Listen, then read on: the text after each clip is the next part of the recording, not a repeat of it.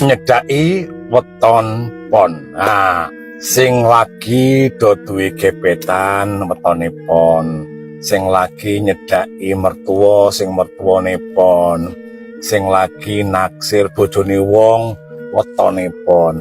Nah, kepiye carane nyedaki pon?